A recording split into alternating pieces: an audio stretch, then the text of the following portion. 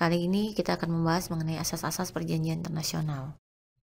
Menurut berbagai pandangan para ahli, dalam perkembangannya terdapat asas-asas dalam perumusan perjanjian internasional adalah sebagai berikut. Yang pertama adalah Pacta Sunt Servanda. Artinya, setiap perjanjian yang telah dibuat harus ditaati dan berlaku menjadi undang-undang bagi para pihak yang menyusunnya. Yang kedua adalah Equality Rights. Artinya, para pihak yang saling mengadakan hubungan mempunyai kedudukan yang sama di mata hukum dan memiliki hak yang sama untuk melaksanakan dan menjadi pihak dalam suatu perjanjian internasional. Yang ketiga adalah resiprositas. Artinya, tindakan suatu negara terhadap negara lain harus memberikan manfaat positif bagi para pihak yang terlibat dalam kerjasama internasional. Dan yang keempat adalah bona fides. Artinya bahwa perjanjian yang dilaksanakan oleh para pihak yang terlibat di dalamnya harus didasarkan oleh itikat baik. Selanjutnya adalah courtesy. Artinya adalah bahwa para pihak yang terlibat dalam aktivitas perjanjian internasional pada khususnya harus saling menghormati dan saling menjaga kehormatan negara lain tanpa terkecuali. Dan yang terakhir adalah rebus sixtantibus.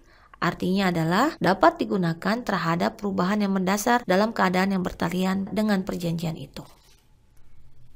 Jus cogens merupakan norma dasar yang paling hakiki dalam hukum internasional. Merupakan konsep dasar yang melandasi dalam perumusan perjanjian internasional sehingga perjanjian internasional yang disusun tidak boleh melanggar prinsip ini.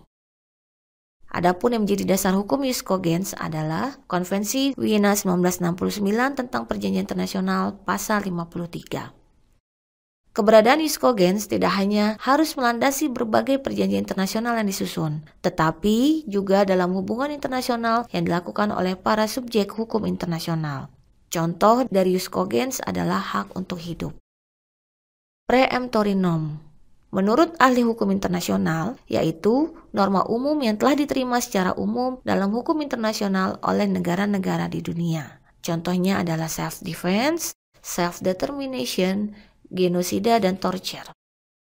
Sebagai contoh, peristiwa genosida yang terjadi di Bosnia-Herzegovina oleh Serbia. Dalam peristiwa tersebut, banyak masyarakat sipil menjadi korban dalam perang antara Bosnia dan Serbia dan dapat dikatakan masuk dalam kategori genosida atau penumpasan ras tertentu secara sistemik dan menyeluruh.